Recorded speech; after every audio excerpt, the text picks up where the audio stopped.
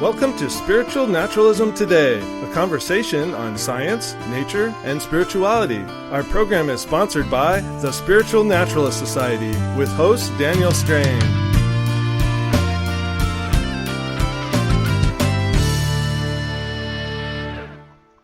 Hello, and thank you for listening.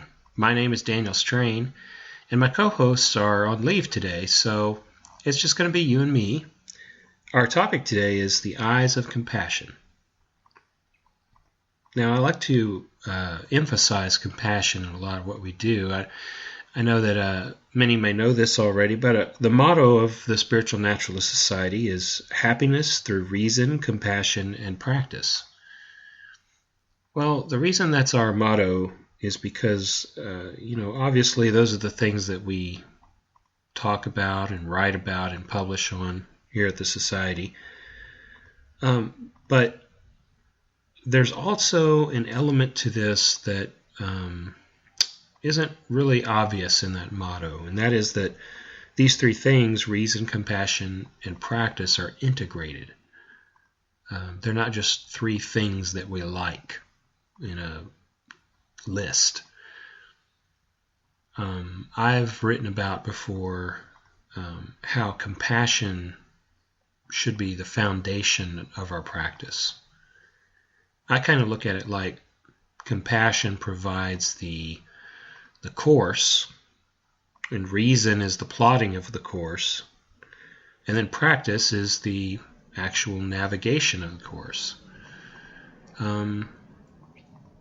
So today we're going to be talking about compassion and what that means and how it's integrated with practice. So by compassion, I mean something like universal loving kindness. Sometimes Buddhist translations will refer to that. Metta is another word they use. The ancient Greeks used the word agape, which is basically an unconditional love.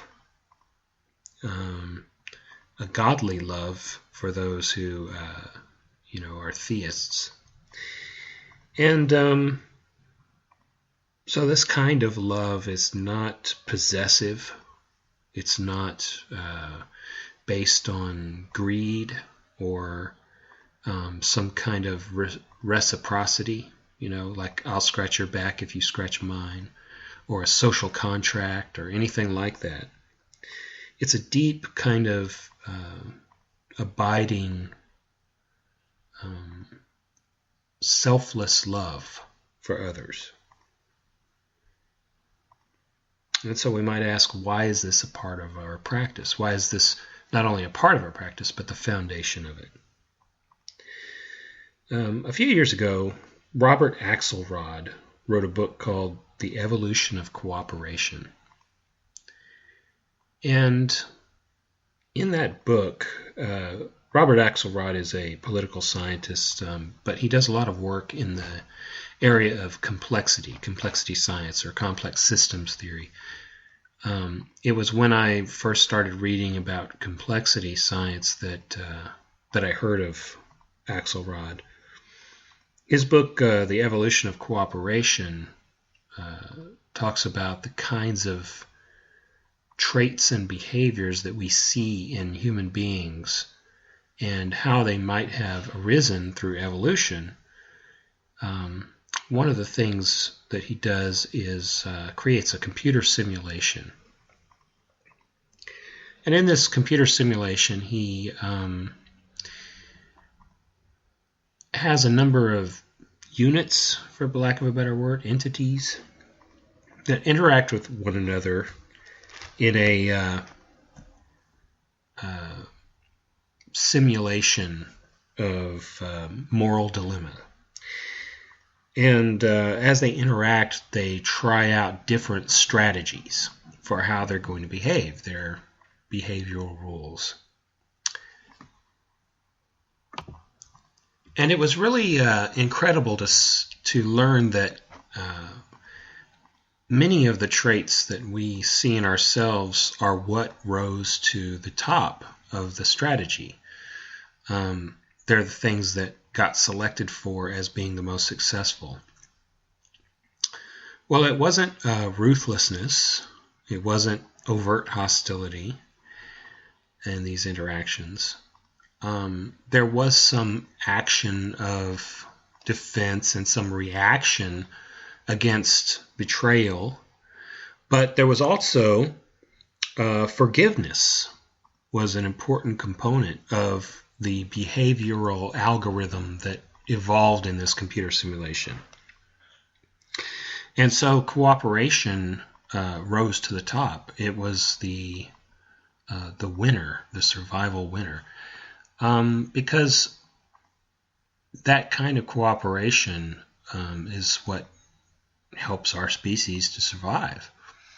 And so it makes sense that the impulses within us of empathy and cooperation are part of our nature as human beings, that part of our natural design. And so when we talk about a practice, a spiritual practice, we're talking about finding the ways to live that create flourishing. And you can't really do that without taking into account the nature of a human being.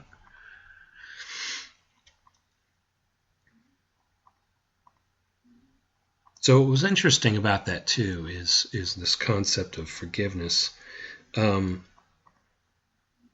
Specifically, that means compassion toward those who do not deserve it. You might use the word mercy.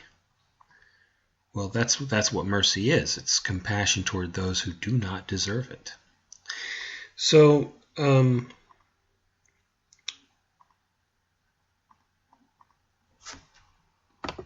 the idea of quid pro quo, I'll do this for you if you do it for me, is not going to work. Or if you betray me, I'm going to betray you. If you do evil to me, I'm going to do evil to you. The reason is because as we interact with each other,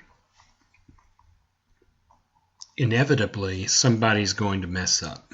Somebody's going to do something they shouldn't do. Or they're going to falter, or there's just going to be a miscommunication. And eventually, something rotten's going to happen somewhere.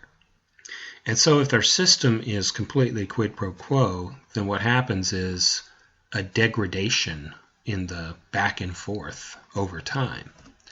And this degradation means an escalation of hostilities and a degradation of compassion. And it's just going to end up in this downward spiral. And there's no way out of that downward spiral unless somebody breaks away and says, I'm going to forgive even though you don't deserve it.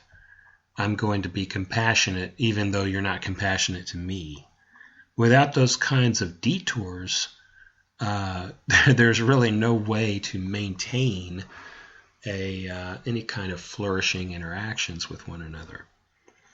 So I found that this whole aspect of compassion, how it comes out of reason, and it is because of reason that compassion makes sense. There's this logic to it, this almost a mathematics to it. But, to say that intellectually is one thing, and to really be that way is quite another. People talk about forgiveness a lot, and it's really hard sometimes for people to forgive, especially when the person that we might forgive is not repentant, or we don't think they're sincere in their repentance or their apology. Or maybe they apologize, but we think that the offense is so great that it's unforgivable. But I think an important part of this whole idea of compassion as part of our practice is that it's not just about the mathematics of human interactions. It's not just about cause and effect of interrelationships and the results of those interactions In other words, it's not about just external circumstances or results. It's also very, very much about our internal disposition, what goes on inside. So, because it is about what's going on inside, that also means that forgiveness doesn't mean that we're inactive or passive against people who are doing wrong to us or others. It doesn't mean that we make ourselves into suckers or don't do anything to protect ourselves from people who would do harm. No, the action and the internal disposition of forgiveness are two different things. What's important is that we don't allow hatred and bitterness and negativity to overcome us, to consume us internally. Because then it wouldn't even matter if we went to the person and said, I forgive you, and then we go off and we're grumbling. We haven't really gained anything by doing that. So in our spiritual practice, the subjective, again, matters. How we feel matters. What goes on internally in our heart, in our minds matters. And that's where the importance of forgiveness and the importance of compassion really play a role.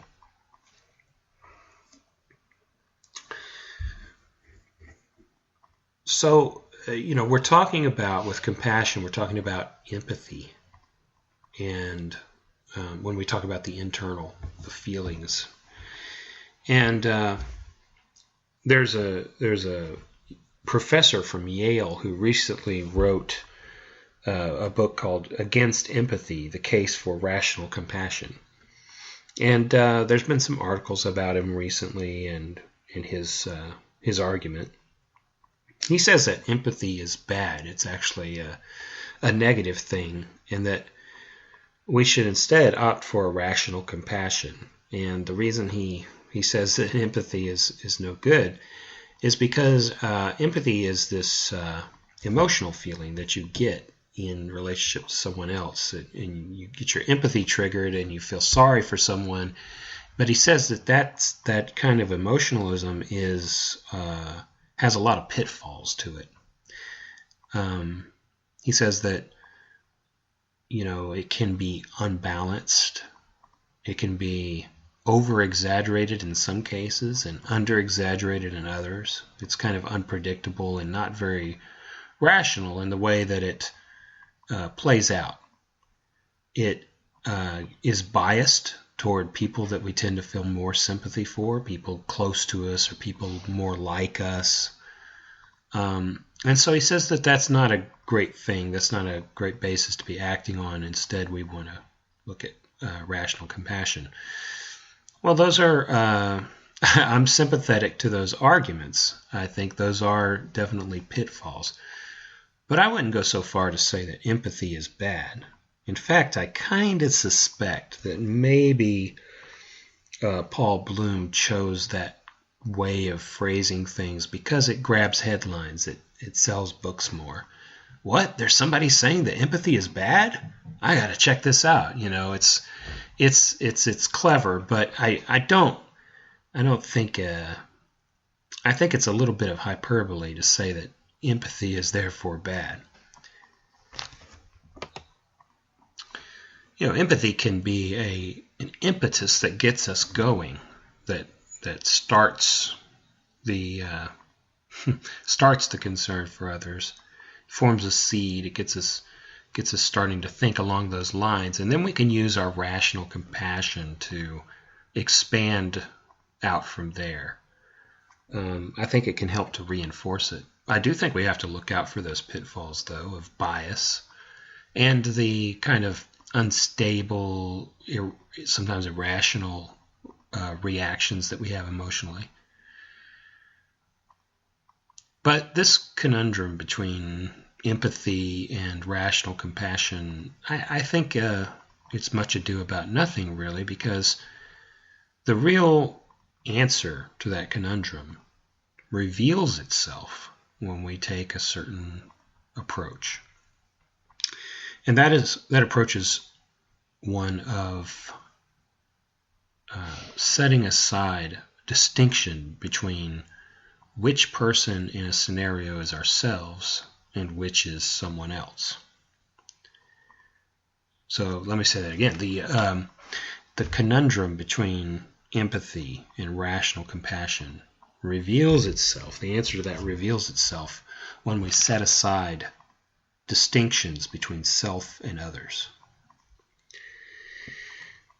So let me unpack that and try to explain a little bit more what I mean by that.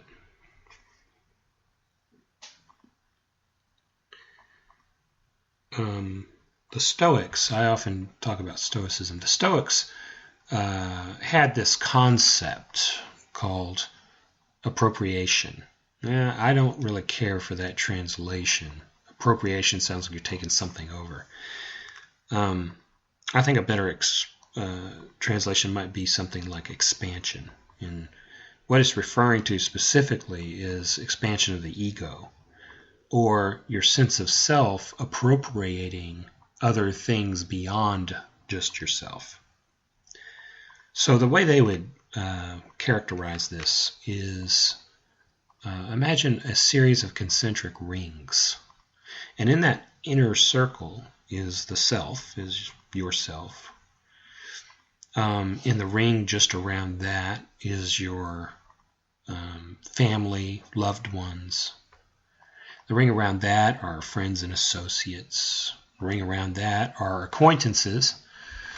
And then it goes further and further out. And finally, in the outer rings, you've got enemies, things like that. Now, the idea of this expansion or appropriation is that we can, over the time, through practice, begin to shift our inherent concept of self to be larger and larger and larger, expand to include others, so that we actually feel and respond to the needs of others as we would for ourselves. So it's like in the same boat, the same thing. And I don't just mean an intellectual agreement with that principle as an abstract. I mean an actual shifting of our kind of instinctive responses. I guess they're not instinctive, but deeply seated responses. A shifting of our kind of natural way of looking at things, or the natural way of weighing up things and making decisions. And so our very character starts to shift over time with these certain practices. And so our sense of self grows further and further and further. I like to point out that, since I'm also very interested in Buddhist philosophy, now the Buddhists have a concept called no self. So just a few seconds ago I was talking about the self, and here in Buddhism they say there's no such thing as the self, that the self is a delusion of sorts because it's comprised of several aggregates, things like memories, sensations, feelings. There's no single thing that has any one of those. There's no unchanging, eternal, solid self. But it's more of an emergent property, to use a more modern term. And I think both of these are actually correct. In fact, I think that because the self is somewhat arbitrarily defined because of Buddhist no-self, that is what makes it possible for us to redefine self however we want. That is the door, that is the key that opens the door to this Stoic practice of expansion.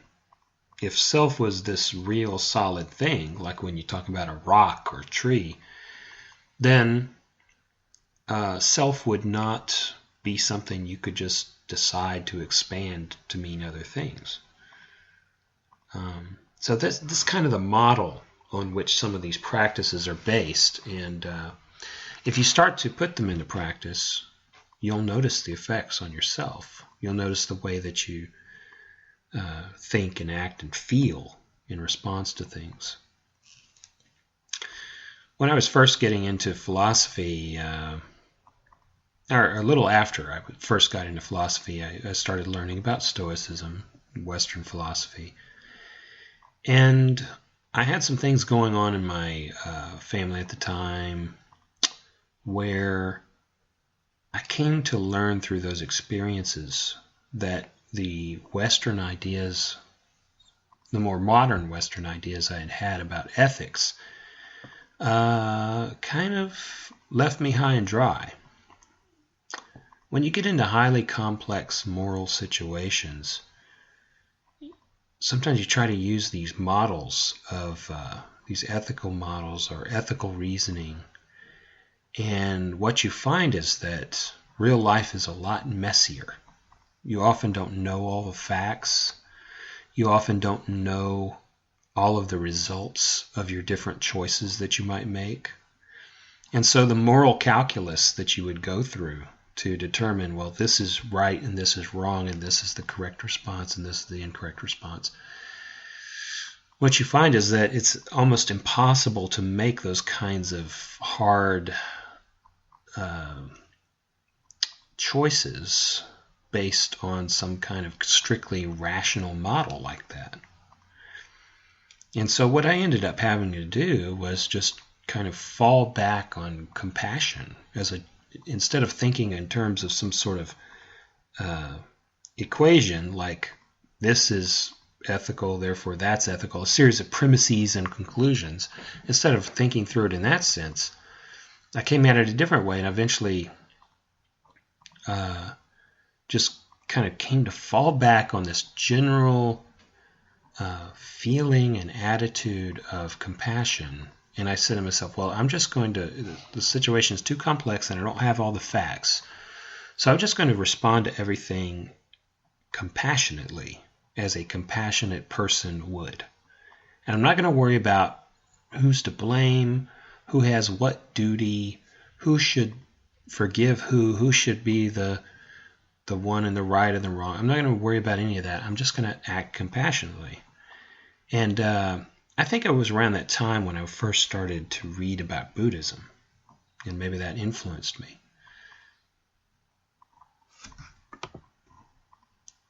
And so I did that, and it worked. And it worked in a way that was like an epiphany. It was really amazing to me to see this almost kind of emergent effect of just doing what was compassionate, and in this kind of greater than the sum of its parts kind of effect it had on things. And so that's when I started to really focus in more on virtue ethics and looking at character and trying to mold myself to be a certain kind of person. And as I started to get more and more into Buddhism, which puts a big emphasis on compassion, loving kindness, of course, I noticed that over time, who I was changing. The person that I was changing. Things would come on the news, and it would affect me a lot more than it used to affect me. And I started to wonder, well, I thought, Buddhism was supposed to be about less suffering, escaping suffering, but it looks like I'm opening myself up to more suffering because I can feel my heart is, on my shoulder more. I can feel more responsive to these things, and it's there's some wonderful things about that, but it's also kind of scary, and it can be painful. So I noticed a change in how sensitive and empathic and compassionate my responses were becoming through these practices. I eventually learned that you have to balance compassion with reason. Is said in another way, I asked a Buddhist monk, about this question about compassion, about how, as we raise our compassion, it seems like we're opening ourselves to more suffering. What's the answer to that? And the monk said, well, you have to balance it. You have to balance it with wisdom. And what he meant, translating into wisdom, was dharma. So basically what he meant was the wisdom that Buddhism teaches of non-attachment. And you get to non-attachment by understanding impermanence and the Diamond Sutra and so on and so forth. I digress, though, so I'm going to come back to compassion.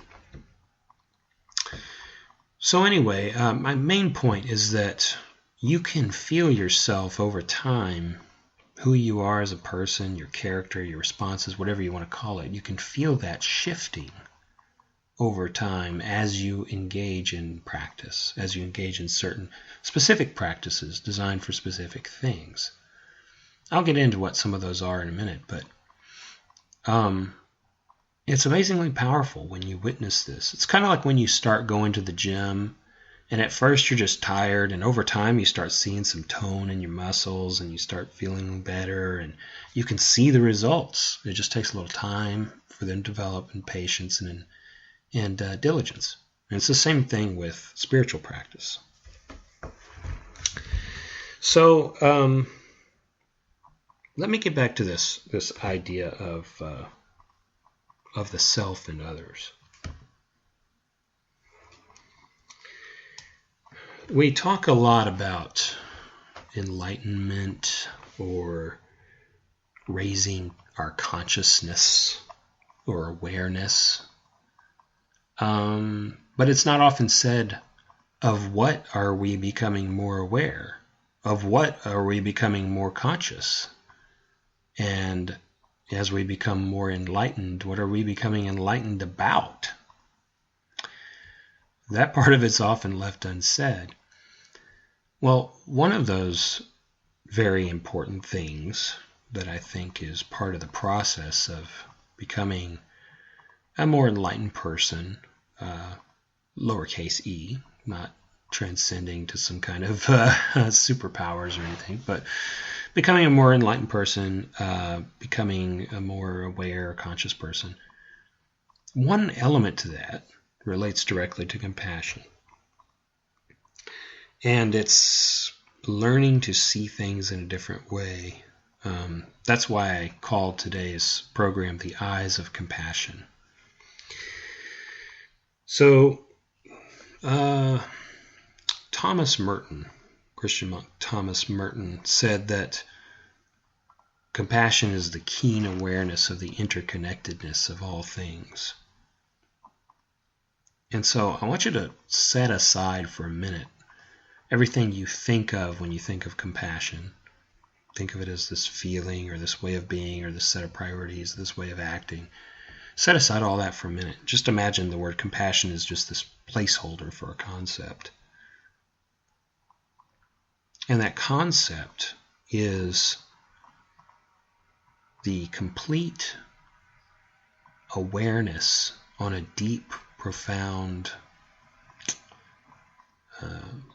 person-changing level of interconnectedness and all of the implications of interconnectedness. Now, it's one thing to say, oh yeah, everything's interconnected. I understand that. You know, a bird flies over to a tree and it, knocks a berry off and the berry hits the ground and later it grows into a tree. And, all this, you can intellectually say, yes, I understand interconnectedness. You can imagine in your head a web of interactions, and how one cause leads to another, to another, to another.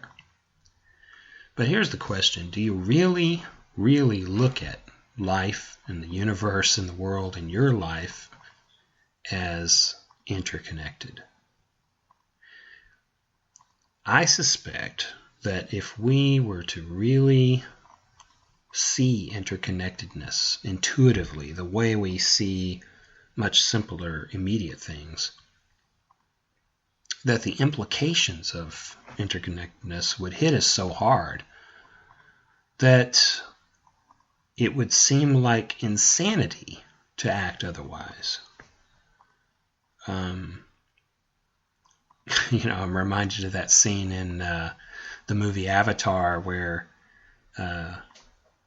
for those that have seen it, where she says to the main character, we'll see if your insanity can be cured, because she's referring to the Earthlings who are destroying the environment there on their planet. Anyway, so I think it would be, a lot of our actions would seem to us to be more like incomprehensible, just insane, if we really had a more intuitive grasp of interconnectedness and how we're all interconnected with one another and all life on Earth. And I'm not just talking about environmental issues. I'm talking about how we go through life, how we treat our neighbor, how we treat the people at work. And we would understand that when we do ill to others, that we're hurting ourselves in really subtle and numerous and profound ways. And we would understand how we are violating our nature as social animals, as empathic creatures, and damaging our sense of empathy with every ill step we make. So this process of expanding the self and it comes with this slow changing perspective. As your perspective widens and widens, the natural result is that your sense of self expands. And I, by the way, am by no means there. We're all learners here at the Society, and I'm just sharing what part of it I know. And when we have other guests and people that leave comments on our page, they always leave wonderful things that really just teach me a lot, and we all learn from each other. So I certainly have a long way to go. But once in a while you can get these glimpses that kind of give you an idea, of what we're shooting for here. So the eyes of compassion might be called something like big mind. I think I've heard it called that in a Buddhist context before, big mind. The big picture. And what happens is your sense of your perspective starts to shift outside of the ego. And this is the doorway, this is the escape hatch from the ego. Because as your concerns in the vantage point from which you start to make decisions starts to shift outside, just picture this little dot moving out of your head and up into the sky. It starts to shift higher and higher and higher. And as that happens, your concerns start to broaden and broaden. And who you are as a person starts to become more than it was before. And this shift brings with it a lot of really interesting things that connect to equanimity, peace of mind, flourishing, because we start to appreciate the dynamic of the universe and the beauty of the universe, the beauty of the cosmos, and how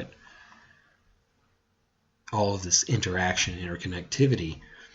And if we can see that, we start to see how impermanence and the things that our ego doesn't like, death and loss, how those are necessary parts of this whole complex flux that makes everything possible. So I think there's definitely an interconnection between our ability to appreciate interconnectedness escaping our ego, moving to a larger perspective, and peace of mind, flourishing, contentment, equanimity. And compassion is just the natural result of that shift. Now, until we get there, since none of us are fully enlightened, the compassion is sometimes it's an external thing. You start with that. You go, donate something, or you help somebody out, or you do these kinds of actions that your parents tell you, you need to be nice, you need to do these things, and you go and you do them, and then you feel something in response to it, and you start to slowly learn what that feels like and what it's really like, and eventually it doesn't even become about getting the good feelings. So experience is part of what shifts our perspectives over time. So if you're not feeling empathetic and you want to be more empathic, and you're not feeling compassion and you want to be more compassionate, just start doing it. Just find an access way to do it. It doesn't have to be anything huge. You don't have to go save the world. But smiling at somebody, holding the door open, little things like that, and not just doing it because you're supposed to or you're expected to, but really trying to get yourself to feel that, put yourself in their shoes and playing with it like it's a game, practicing it more.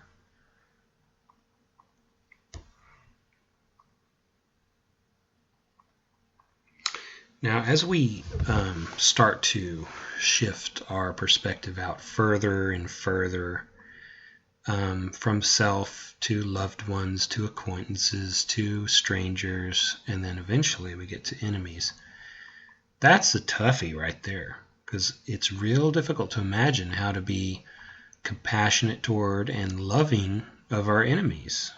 Because, in everyday life, to have an enemy, you probably think that person's pretty evil. I'm not just talking about people that annoy you at work or things like that, although those would be one of those rings too. But even people that we think are really vile, really harmful, that really are harmful and do bad things.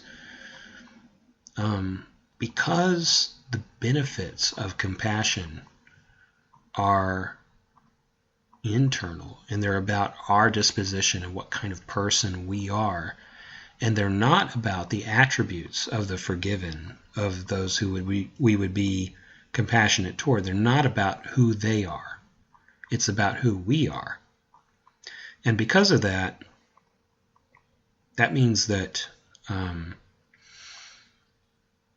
being able to reach that point where we can have compassion and love for evildoers, wrongdoers, enemies, that's really a special point. And all of us have sometimes been able to have little glimpses of it. But sometimes we feel guilty about that, because we imagine, wow, if I have compassion for this bad person, then I'm betraying all of the people that bad person hurt or will hurt. That is not really a compatible concern with this kind of perspective that I've been talking about. And the reason is because it's based on the assumption that when we forgive someone, that's a gift we're giving to that person. Rather, instead, forgiveness is an internal disposition. Regardless of whether you told the person or not that they're forgiven, if you reach that point in your mind where you have forgiven them, it's that gift to yourself that it's really about. So if you look at it in that way, then it really doesn't make sense to say I'm somehow helping them or enabling them by forgiving them. It's also a very common mistake to think that the kinds of ideas I've been talking about are somehow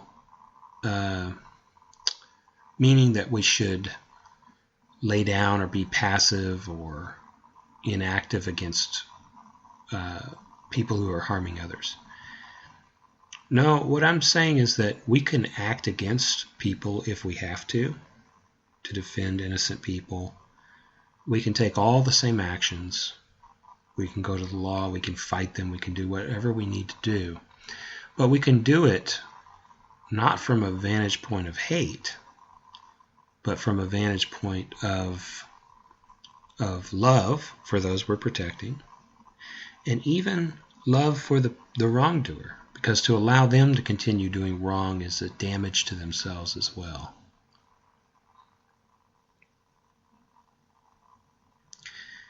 And if you're really having a hard time trying to understand how a person can love someone who did something evil to them or others, then I like to use the example of motherly love. Now, not everybody has the advantage of having a loving mother, but everybody, I think, understands what the ideal mother is like.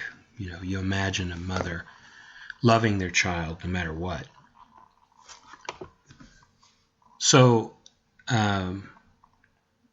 imagine a woman has a baby, loves that baby, raises it.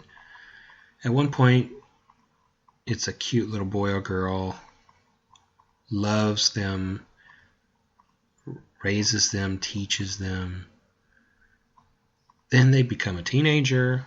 Maybe they start having some difficulties. They become separated at some point. Maybe once they become an adult, they leave. And then they have many other problems, and they start getting in trouble with the law, and one thing leads to another, and then the next thing they hear, this person has done something really horrible. Maybe they've killed some people, or even just really upsetting, vile things. Now, you're that person's close, not just family member, but you're their mother. They're your child that you've known since they were a baby. And you imagine how that lady must feel. Imagine her regret and horror and shame at what has happened to the victims of her son or daughter. And in all of this, you can even imagine the mother being the one to call the police. And yet, through that, even as she's calling the police, she still loves her child. She just really regrets that they turned out that way. There's not only the tragedy that the victims are facing, there's also the tragedy of the loss of the kind of person that that child could have been. And in fact, we all suffer that loss.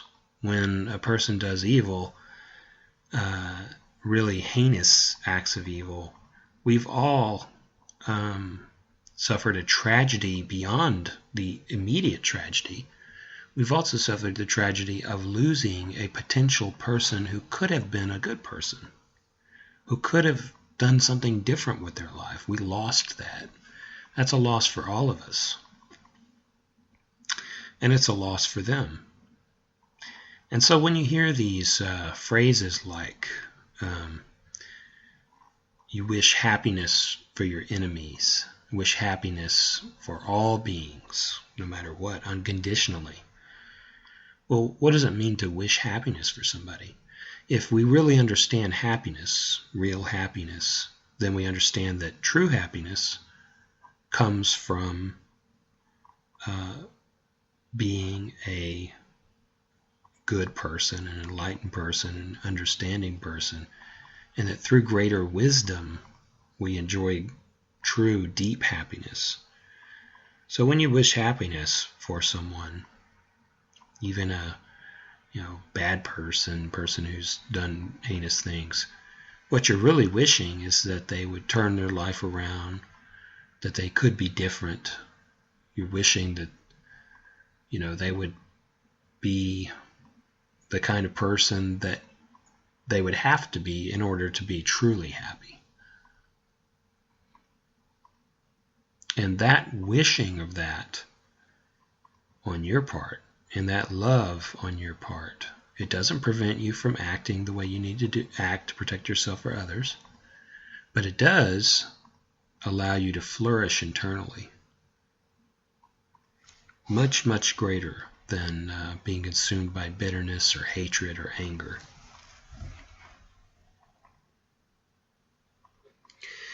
And so then that brings up the final point of, isn't this kind of selfish? Because everything I've been talking about compassion and about forgiveness and about spiritual practice in general, has been the benefit of the practitioner. Makes your life better, makes your life experience have more equanimity, makes you have more peace of mind. And yes, it's true. The Dalai Lama has called this enlightened self-interest, or enlightened selfishness, I think is what he called it.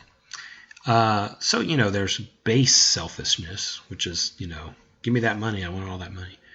Or the food or whatever it is, power, reputation. But then there's kind of an enlightened selfishness, which is, I realize that if I'm a good person, truly good, and truly have these intentions of compassion for others, that I will have a better life. And I don't think there's any moral problem with that at all. In fact, I think it's part of the really good news about things. It didn't have to turn out this way, but it actually turned out to where, that compassion is good for us. Compassion is good for the compassionate. That's a great thing. And it's a great thing to understand how and why exactly that is.